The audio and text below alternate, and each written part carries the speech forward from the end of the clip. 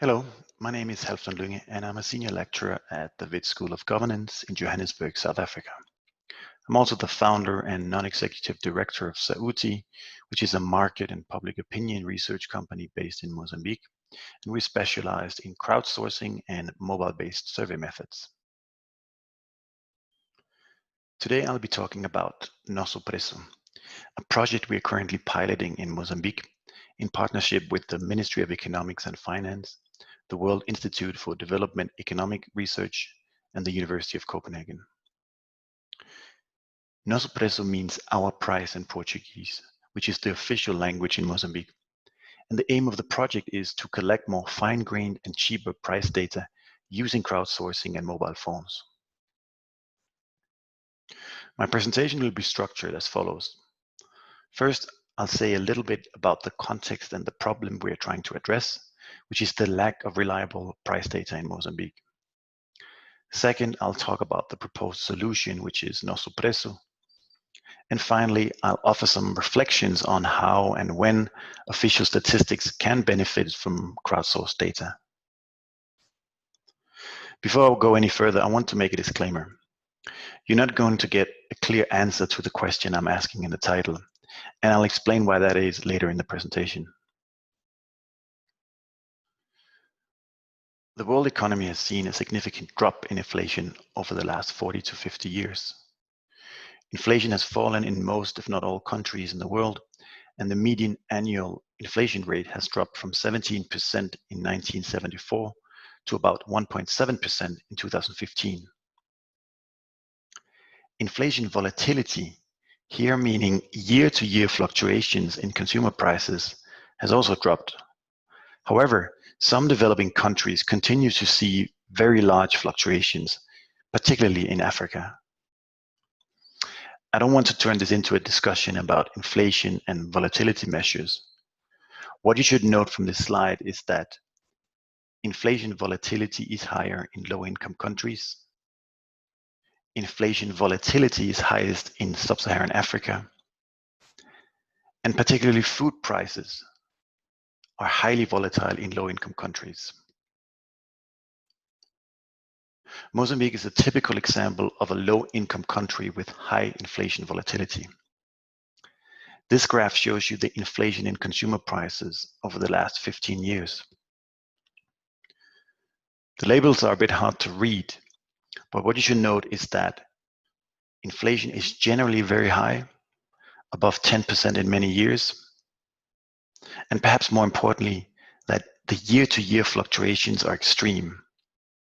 The average inflation rate in this time series is 8.5%, and the average year-to-year fluctuation is 6%.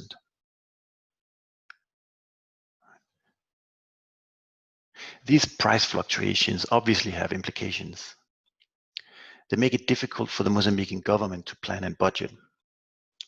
Inflation has an enormous effect on the economy by influencing exchange rates, nominal wages and employment, borrowing costs and investments, etc. And when future inflation is unknown, it makes it difficult to take these factors into consideration.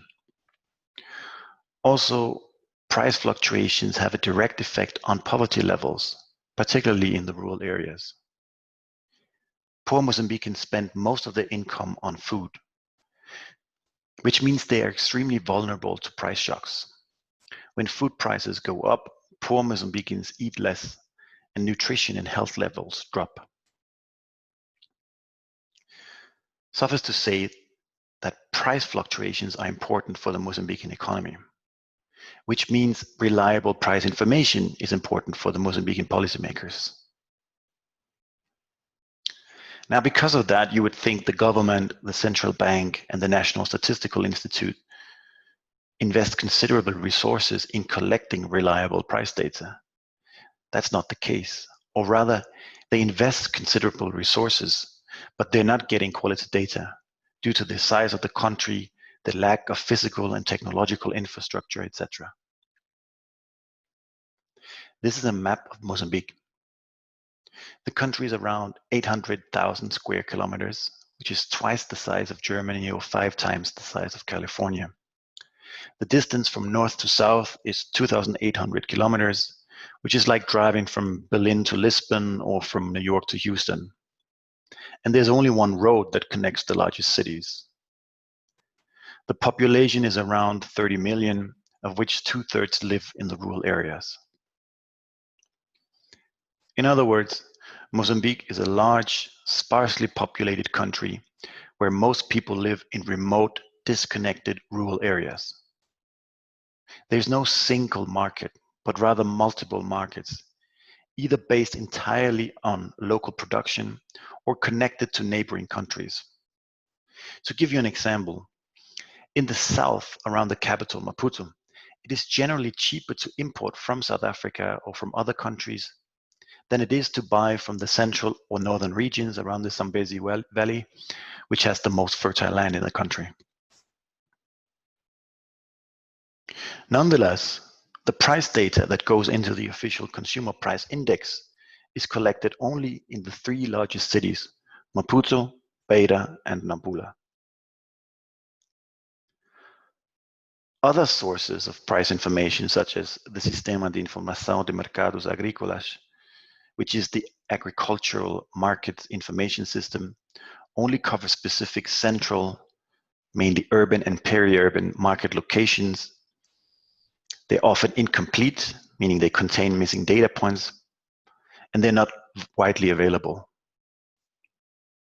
There's also limited information about the distribution of prices for the same product within the same district or city, which is relevant from the point of view of understanding differences in prices faced by the poor versus the rich.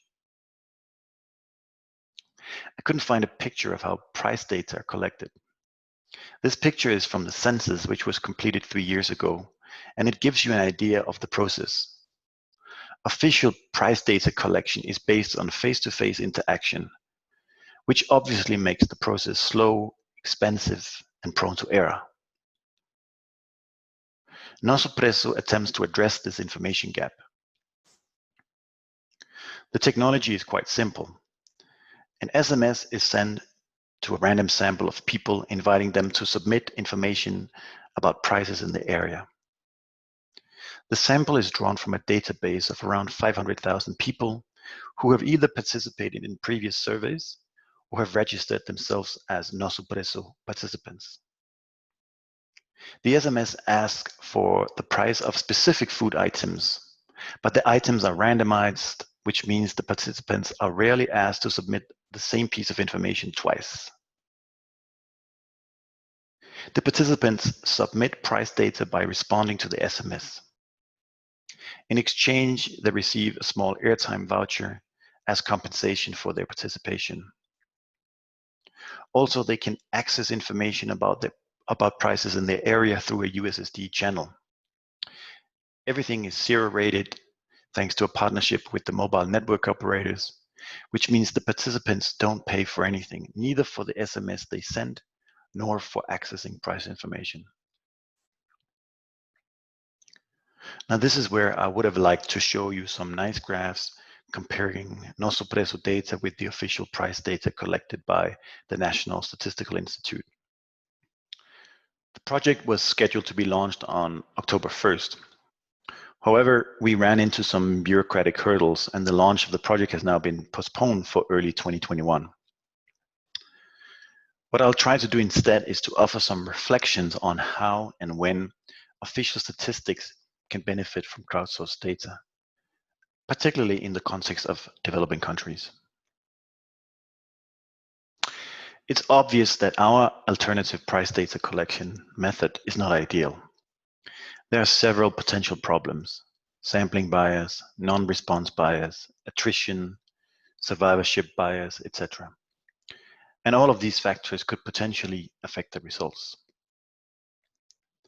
However, here it's important to keep in mind that in developing countries, official statistics are not always of the quality we assume.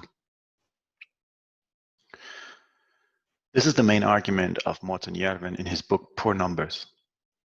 He focuses specifically on income and growth, but the argument could be extended also to inflation. National statistical institutes have limited capacity and limited resources, and often they're under political pressure to deliver statistics that are consistent with the government's claim. In Mozambique, the head of the National Statistical Institute was fired last year when the census figures they released for one of the provinces didn't match the figures published by the Election Commission. The Election Commission said they had registered 1.2 million people in the province, coincidentally a stronghold of the ruling party. By contrast, the National Statistical Institute said there were only 700,000 eligible voters in the province, suggesting the voter register was inflated by about 500,000. The government started applying pressure, and the president eventually stepped in and publicly demanded that the census figures be changed. And when the head of the National Statistics Institute refused, he was fired. Also, as I've already pointed out, the price data that goes into the official consumer price index covers less than 1/3 of the population. In fact, the markets that are reflected in the CPI are the markets faced by less than 15% of the population, namely the markets in the 3 largest cities. And as I've also pointed out, these markets are largely unrelated to the markets faced by the rural population. Assuming the government and the central bank adjust their policies according to the price data they receive, it means their policies are skewed in favor of the urban population. From that perspective, it could be argued that any data is better than no data. Crowdsourced data are far from ideal, but they are cheap, easy to collect, and easy to process. And in a country like Mozambique, they will, hopefully, give policymakers a basis for taking more informed decisions. This is particularly the case if crowdsourced data could be merged with other data, whether official statistics or alternative sources of information. For example, we are currently exploring how our data can best be merged with climate data. We know that one of the best predictors of food prices in rural Mozambique is rainfall. When it rains, the agricultural output increases and the price of many food items drop. Climate data are already being collected by the National Institute of Meteorology. It is extremely fine-grained, certainly compared with price data, and could be used to predict future fluctuations. I will end my presentation here, but look forward to engaging during the Q&A. Thank you.